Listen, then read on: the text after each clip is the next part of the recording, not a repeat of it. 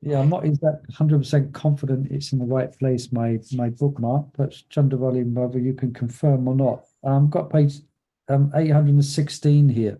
That's it. I've got that. Okay, And okay, great. from Narad instruction to Gopakumar. All right, okay, all right. So, Nama Om Vishnu Padaya Krishna Vishnu Bhutaleshi Mati Bhakti Vedanta Santi Namani.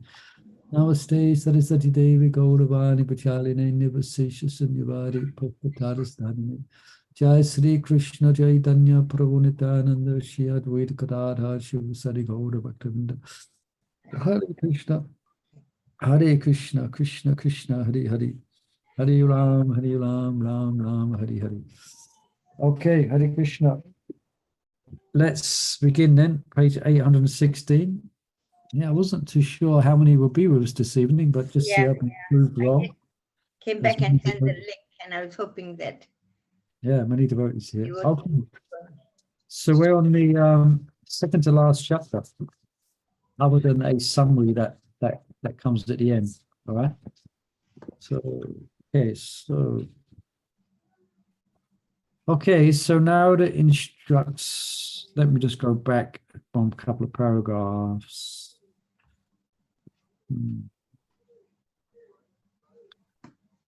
A sadhaka, let me just go from here. While his devotion remains regulated, the sadhaka meditates by effort on Krishna's form, qualities, and pastimes. Okay, so remember it was mentioned last week, I think, a mixture of Vaidhi and Raganuga. So a devotee making an effort, that means Vaidhi. While his devotion remains regulated, the sadhaka meditates by effort on Krishna's form, qualities, and pastimes.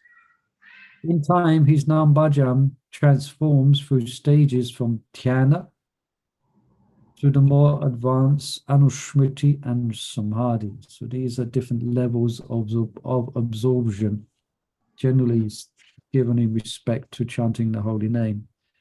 Yeah. Where he longs after the promise of prem sankirtan.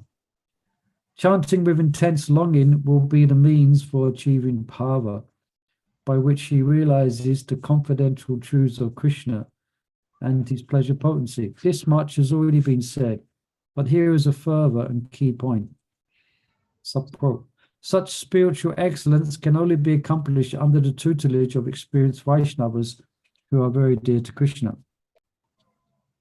Narada tells his ward Gopakumar, quote, in the company of people whose only taste is for devotional service and pure love, that love appears of its own accord, yet one must try hard to keep it concealed. So picking up then from last week. Now it instructs Gopakumar that the most effective way to achieve love is to keep the company with those devotees who know its value and so have no other goal in life. Association with devotees means association with first-class devotees, Uttama Adhikaris. For it is they who have the power to stimulate prema in an aspirant's heart. This was the case with Narada, who was so fortunate as to be blessed with the service of Bhakti Vedantas. The verse above concludes with a warning to the novice in love.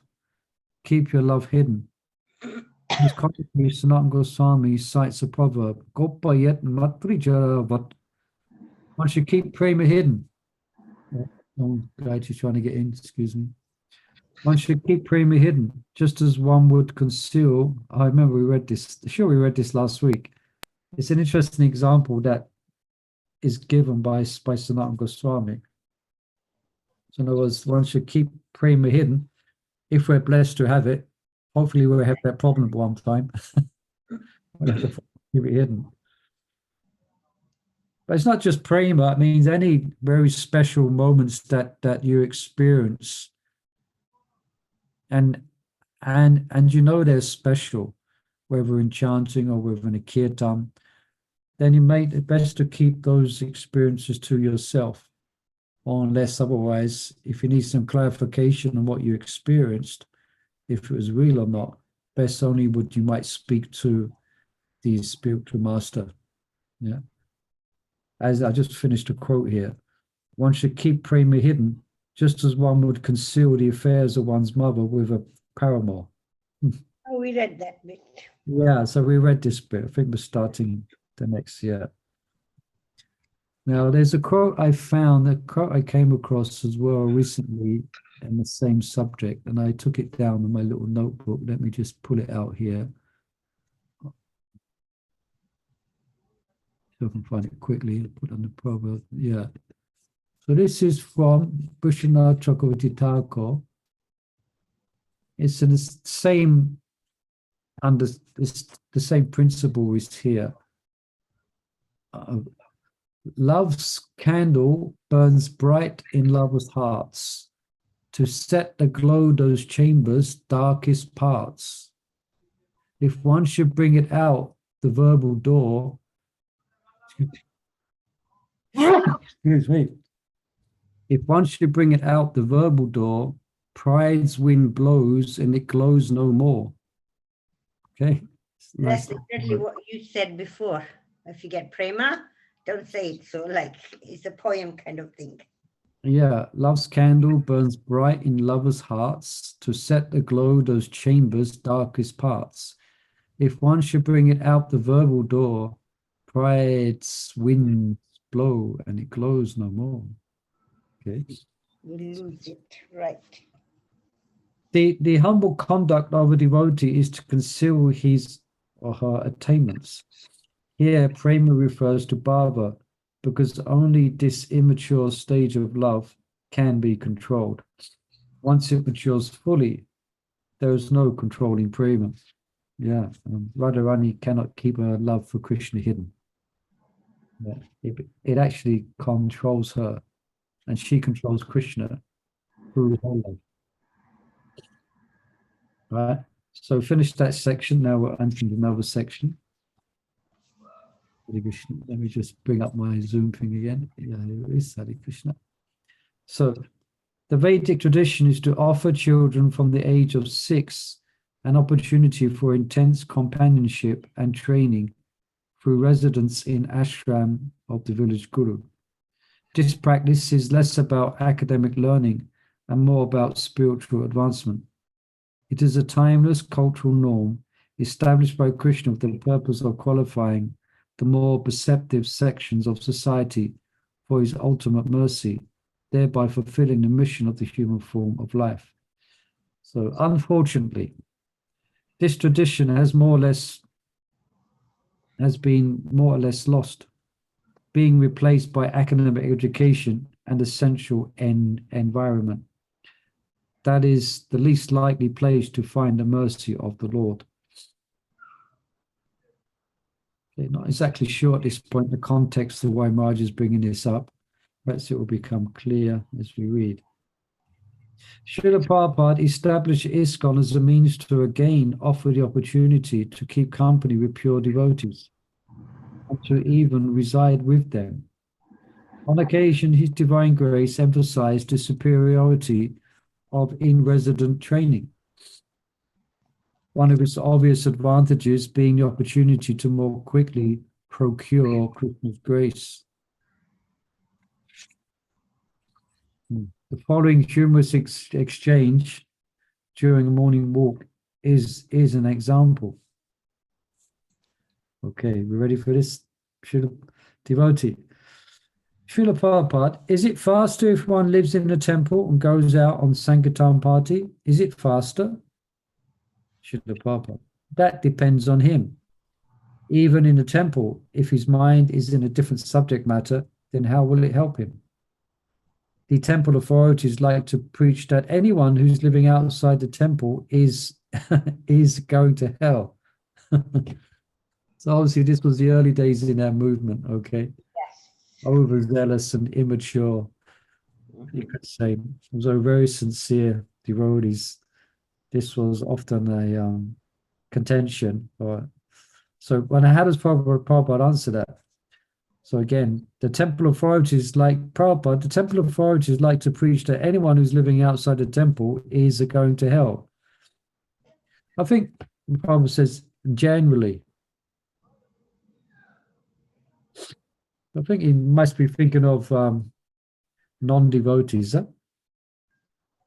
No, I think those days when Prabhupada really needed to start the movement, it was like living in the ashrams Yeah. throughout distribution, because only Lakshmi was coming from book distribution. Well, I think also basically those attracted to a Krishna consciousness were generally youngsters, Yes, yeah. were generally young people.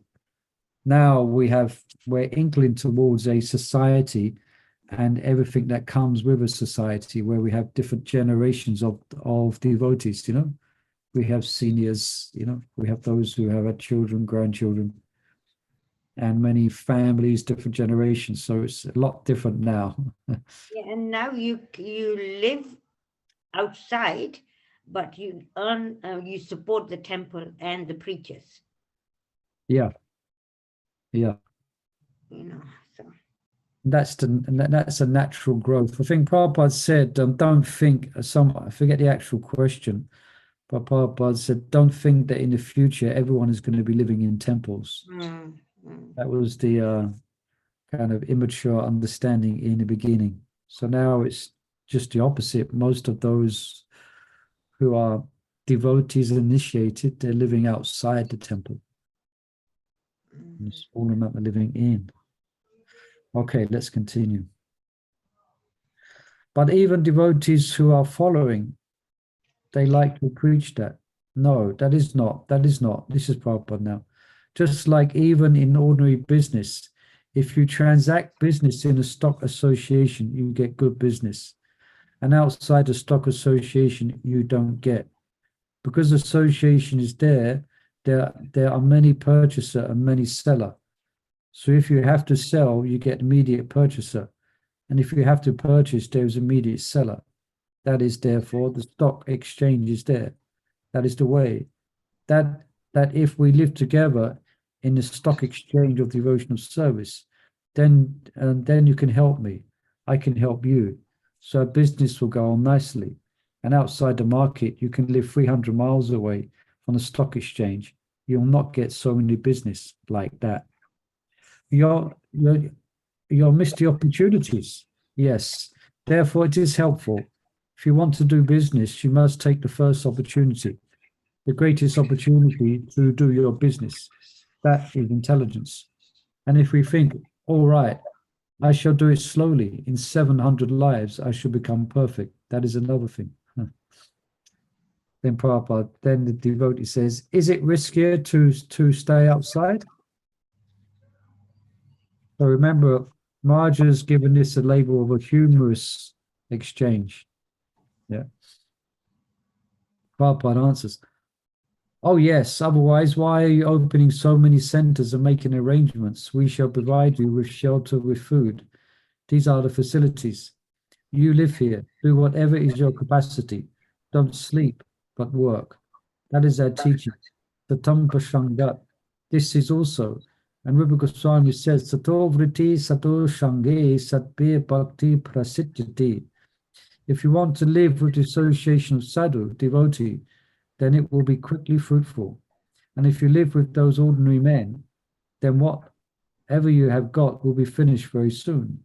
There is another verse. It is said there that it is preferred to live within a cage surrounded by fire than to live with non-devotees. It is preferred. All right. Any questions or comments about that? yeah, it's difficult to live with non-devotees. Yeah, I think it's. I met a couple and they initiated by Kadambakana marriage before he was leaving. And said that she finds it so difficult to live with son and daughter-in-law with a baby because they're not Krishna conscious, and the daughter-in-law doesn't like chanting, doesn't like incense smell, you know. Etc. Etc. Yeah. Yeah. And they really are good devotees, you know, the husband, wife, mother, father. Yeah. And I think most devotees understand this principle quite early on, and eventually, you know, where you one may be in a difficult situation where you're living with someone who's not very favorable, but you should plan your way out somehow, even if it takes 2 or 3 years. Yeah. Plan that in somehow or another you can practice your bhakti freely. You can practice your bhakti without any, you can practice it without any complaints. I think most of you here, I'm just looking at who's here, I think most of you don't have this particular problem. Your whole family devotees, So, but we will meet persons who take up bhakti and they living with non-devotees, and they will find it difficult, difficult. We have to admit that. Yeah, that's what Prabhupada is emphasizing here, the need to have the association of devotees. Yeah, I mean, I can't imagine practicing devotional service and still living where I used to live in the same environment. There's no way I would have taken it up seriously. So anyway, I think we understand this principle, and this is what's coming out here in this conversation with Prabhupada. When everyone would live in the temple, so now devotees are mature and they've got temples in their own homes. Yeah, pictures of Krishna. They offer the prasad. Exactly what goes on in the temple. Yeah, I can see Radha Kishore's got pictures behind her. Krishna. So you offer your food to Krishna. You might have a samavati. Yeah. So more or less, it's like a temple. So yeah. So just continue now. So unquote. Now continuing. For many reasons, some good, most bad, ashram training has seriously thinned out in the society. The result may be that its members will find the ascent through quality sadhana to bhava more difficult and elusive. Time will tell. Okay, so Maharaj given his opinion there. Yeah. I know Maharaj, Shivaram Swami Maharaj, every young person who speaks to him or he speaks to, he tells them that they should move into the ashram for at least 1 year or 2 years. Sometimes he can be quite heavy about that. I was listening to a conversation he was having in Dubai, and this young man was coming and asking for the obvious mercy, So Maharaj asked him what he studies, what he does, And then Maharaj said, if you want my mercy, you should move, because he was aspiring for Jayapataka Maharaj. He said, you should go and live in Mayapur for 4 to 5 years if you want my mercy. Now, and he said, and I don't want to look at you, I don't want to speak to you unless you actually do that. I'm instructing you. Do you hear? Wow, that's heavy. Yeah, he said, don't come to me again asking for mercy if you don't do what I'm saying. He was quite strong. Cool. So at least so Shiva Ramaraj is making that point when he meets young, especially Indian people who come to him.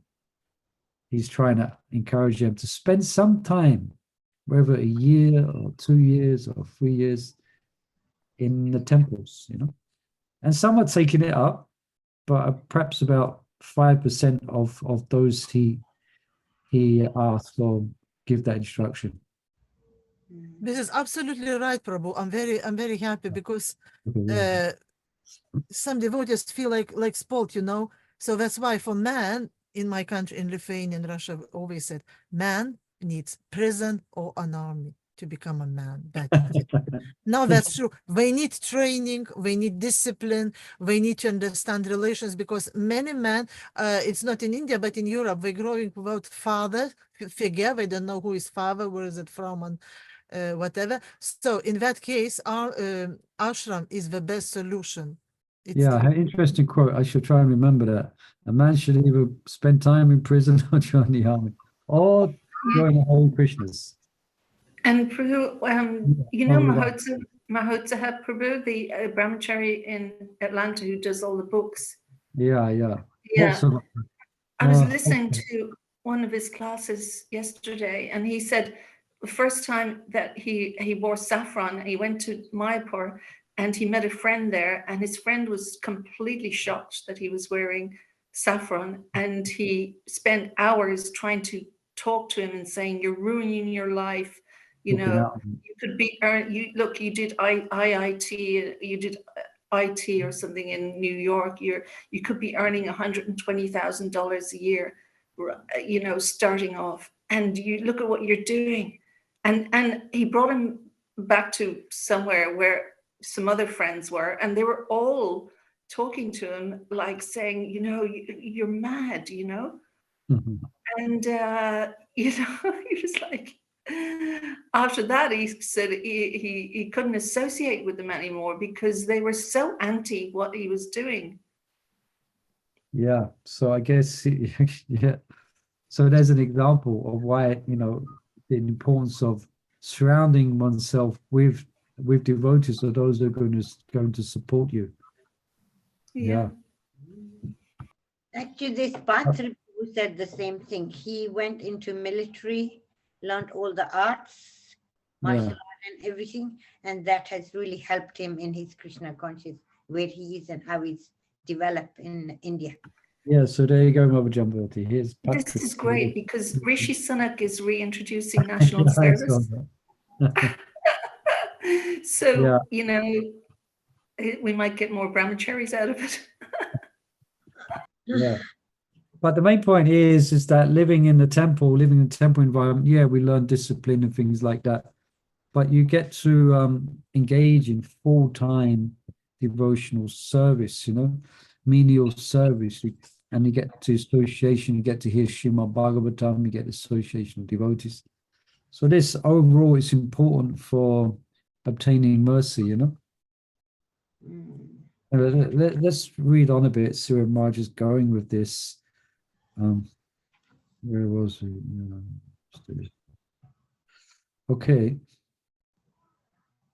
Oh, yeah. However, Krishna's method of spiritual advancement is not in need of modernization. And so it is incumbent upon serious practitioners to seek quality association. It is the only way to rise above the modes of nature and enter the liberated stage of love. So this last 10 or 15, sorry, we keep going off the point a little bit, but this last 10, 15 years or so, there's more and more of these retreats are being held where we can get quality ongoing association with sadhus in a devotional environment. And it's really good considering most of our members are congregation. So it's good to make use of these retreats as much as we can, you know. Because, okay, it's nice we're practicing devotional service, but generally we may be in our own little flat, in our own little place, you know. So it's good sometimes to associate with many devotees and engage in kirtan with many devotees, not just 2 or 3 of us in a front room somewhere. It's nice, but so it's good to try and make as much as we can to make use of different. Yeah, this has become vogue lately in our society, which is good. All right, so let's. Okay, and there's a quote from Narada speaks to Gopakumar. Quote: "But the primary cause of pure love for Sri Krishna is Krishna's full mercy, which in someone may arise spontaneously and in someone else by gradual practice of devotional service." Unquote. So our path is probably the gradual practice of devotional service. Yeah. Following the principle of bhakti shanjataya bhakta, bhava bhakti cannot come from practice alone. It must come from a repository of bhava bhakti. So someone who has it can actually give it. While the treasuries of love include Krishna himself, his name, his deity, his associates, and bhakti itself, the advantage of sadhu sangha is that Vaishnavas are known to be among the most merciful spiritual benefactors. For that reason, they are likened to and revered as desire trees, and oceans of mercy. Vanchakalva Thrubhascha Kripa Sindhubi Evacha. All right, you understand what Maharaj is saying here? So this bhava can come from Krishna himself. It can come from his name, his deity, and the practice of bhakti. But in sadhu sangha, here, they're known to be very, very merciful. So that's why they did compared to be these desiratories. So they, yeah. Yes. Among Vaishnavas, the initiating guru and instructing gurus are the natural shelters to whom disciples look for spiritual nourishment and emancipation. For practitioners who are fixed in sadhana, it is imperative that they receive guidance from an experienced and realized guru. Such an advanced Vaishnava must be able to guide his dependent through the nuances of bhajana, from dhyana to samadhi. And when the acarya sees his ward is fully qualified and eager for bhava, he must be able to bless him with his desired aspiration. The great learned Sri Prabhupada from the 11th canto described a spiritual master in these terms. Quote, I'll just read the Sanskrit because some of you might have heard it, so you can link the translation to it. Tasmat gurum papajeta tiknasya Sri Uddamam Shakti cha parinishdatam bhamaniya pashamashrayam. Quote, therefore, any person who seriously desires real happiness must seek a bona fide spiritual master and take shelter of him by initiation. And that happened just recently. Jambavati just told us. Yeah, we heard yesterday, and Hirdananda Goswami gave very good class. It's amazing. And so after many years, she finally took initiation. The qualification of the bona fide guru is that he has realized the conclusions of the scriptures by deliberation and is able to convince others of these conclusions. Such great personalities who have taken shelter of the Supreme Godhead, leaving aside all material considerations, should be understood to be bona fide spiritual masters. Okay. Any questions or comments? Please feel free to ask. The word prapadyate, we heard this as well from 434, isn't it? Tatviri panipatena paripasena sevaya.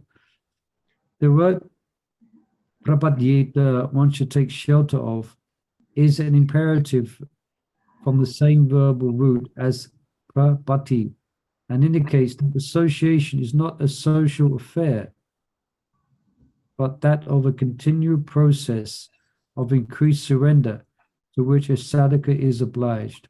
And of course, a disciple must be inquisitive, jignashu, in order to both prompt and encourage the spiritual master to reveal what he knows and what the disciple should know. Okay?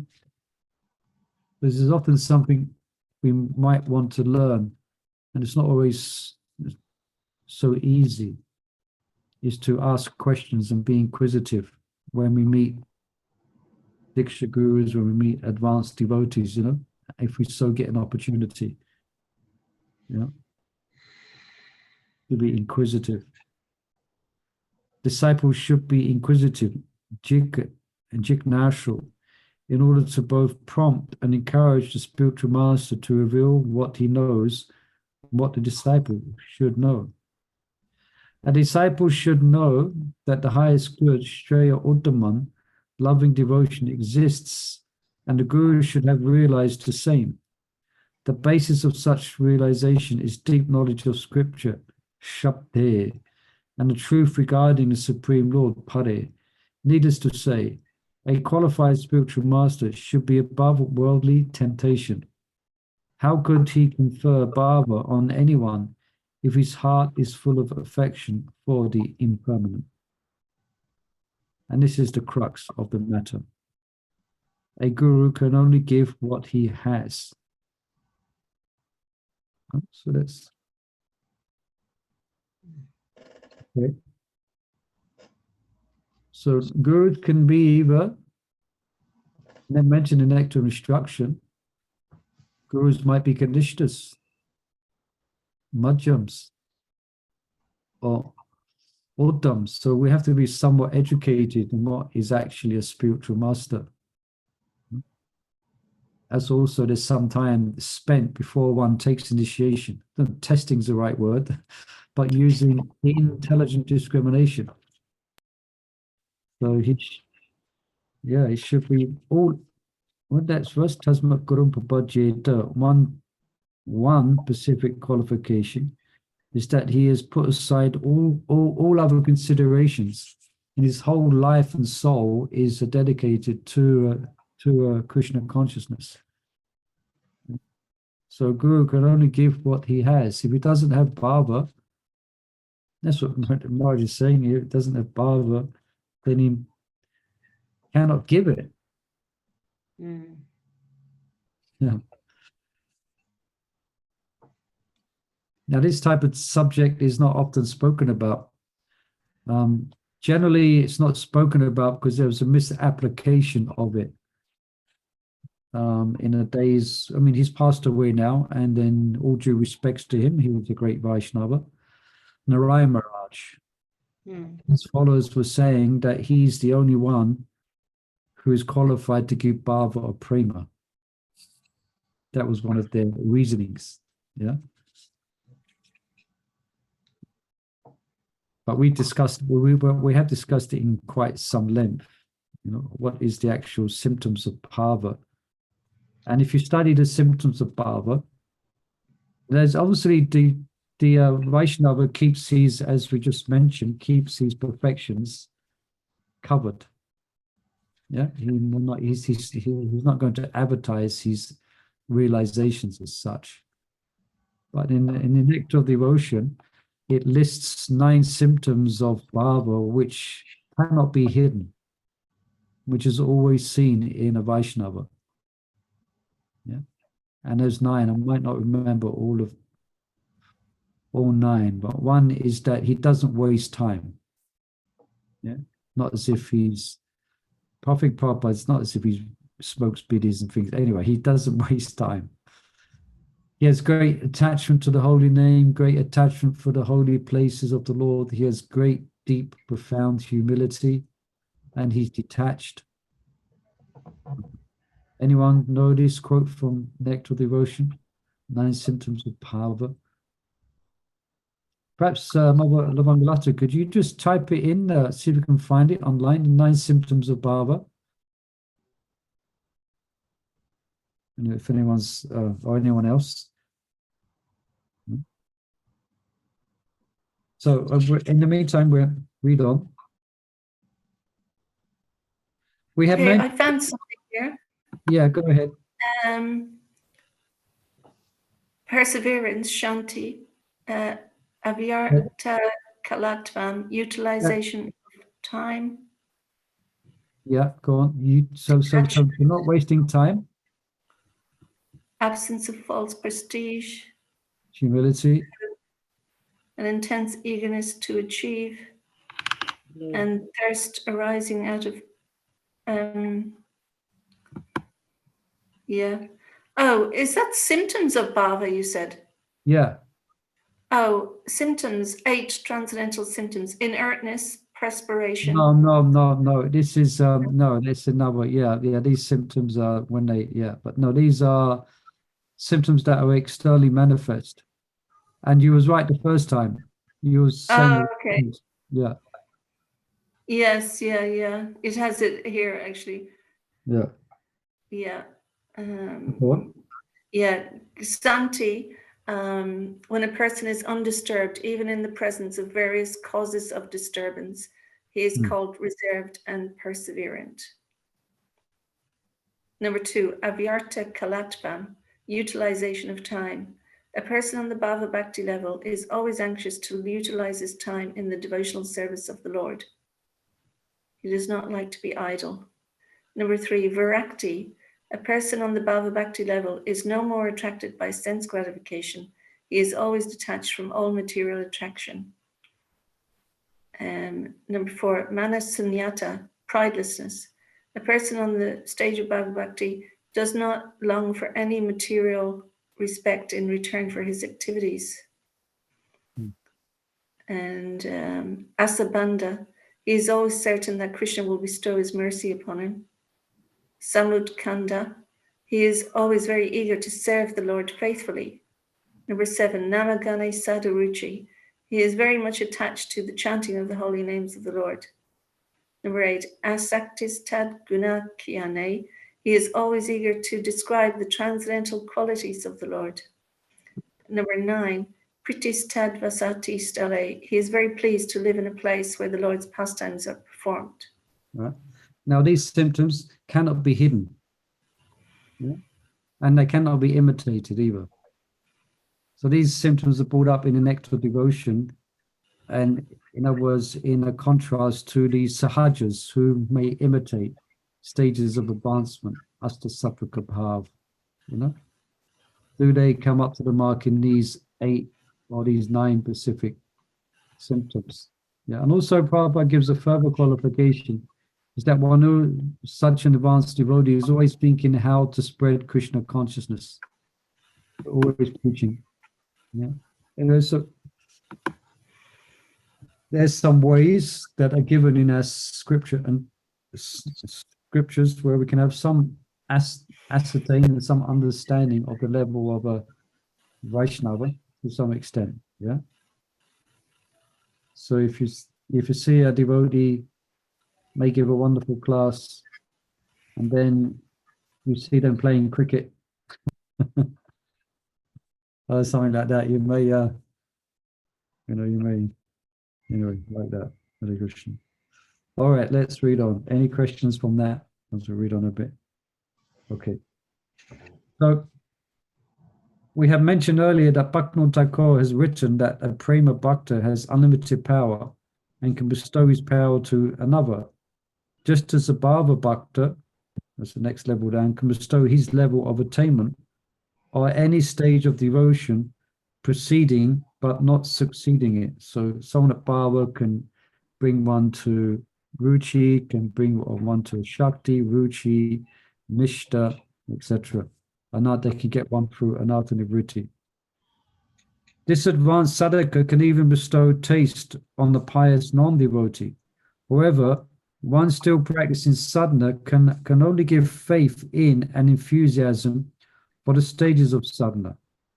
The Acharya has taught that this is how devotional energy is bestowed by one Vaishnava upon another.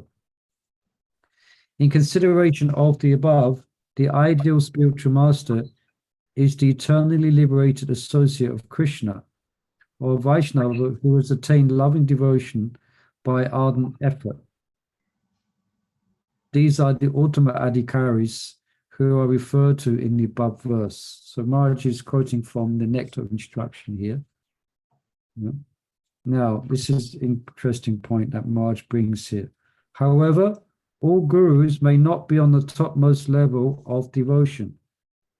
And this may very well be the case in a preaching organization like ISKCON. Unfortunately, history has shown that some gurus have fallen down and thus revealed that they were not upashramashrayam, as mentioned in that verse, tasmat gurum prapajyeta, fixed in detachment from material affairs. These events have weakened the faith of some and fostered misconceptions in others. The most inane deviation. Anyone can guess what coming next to the most inane deviation being the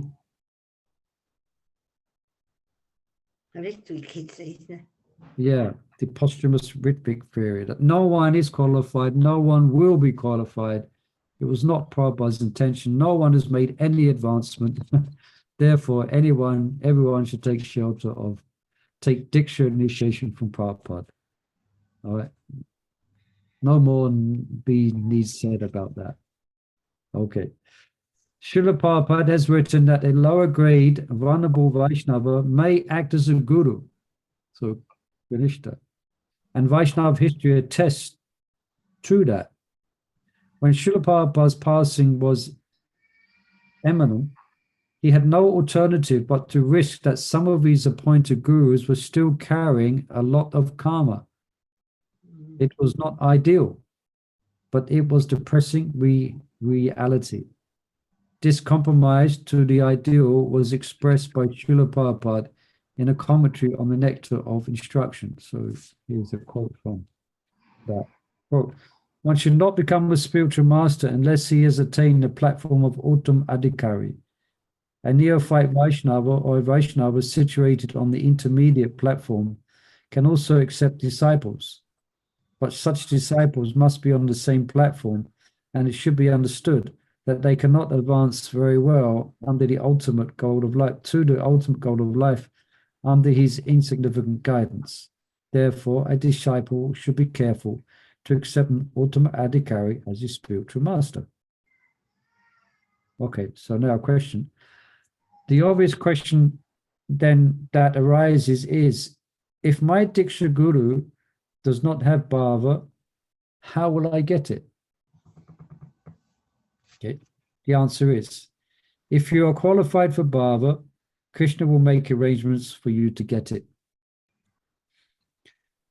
Yet a devotee must be faithful to the path of sadhu sangha, and he surrendered to the pure devotee spiritual master. Whatever his level of attainment should match the description given by the saint Prabhupada. So again, quote from 11th canto. Quite a long verse here. You ready? Accepting the bona fide spiritual master as one's life and soul and worshipable deity, the disciple should learn from him the process of pure devotional service. The Supreme Personality of Godhead, Hari, the soul of all souls, is inclined to give himself to his pure devotees. Therefore, the disciple should learn from the spiritual master to serve the Lord without duplicity, and in such a faithful and favorable way that the Supreme Lord, being satisfied, will offer himself to the faithful disciple. Unquote. The sage says that it is a duty of the disciple to serve his guru in such a faithful way that Krishna will offer himself. Atmata.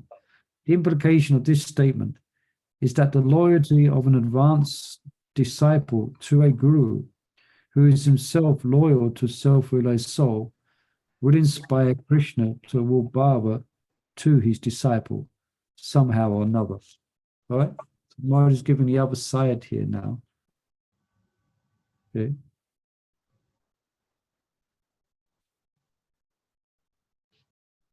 Okay, so we don't want to pass judgment on those acting as gurus. Generally, that they're not on this advanced stage of devotion. But let's just say there may be a guru who may not be an advanced level of devotion. Okay, let's just say for argument's sake, which there might well be. Now, what Maharaj is saying here, that if one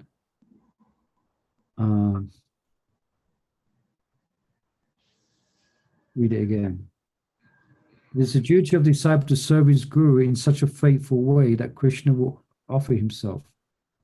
The implication of this statement is that the loyalty of an advanced disciple to a guru who is himself, that guru is loyal to his guru. Loyal. They may not be at an advanced stage of bhava, but they're loyal to their guru. Somehow or another. Loyal to self will inspire Krishna to award bhava to the disciple. Somehow or another. All right. There are many alternatives left to Krishna to fulfill the promise that he will not disappoint the sincere sadhaka. In this important verse, he reassures us. And there's a well-known verse coming up. We've mentioned it many times. Some of you have probably learned it by now from our readings. Anantas chintayanto manye junapayapasate te samnita bhayukdamam yogikshemi avahameham. But those who always meditate and worship me with exclusive devotion, meditating on my transcendental form, then I carry what they lack and I preserve what they have. Unquote. At this, a reader may ask, how will Krishna bestow his mercy? As he best sees fit, through a Shiksha Guru, whose holy name, his deity, he himself, or an unseen agent who has been deputed to guard over the sadhaka. Yes, so I remember discussing this with one devotee, an unseen agent who has been deputed to guard over the sadhaka. It's quite mysterious, is that.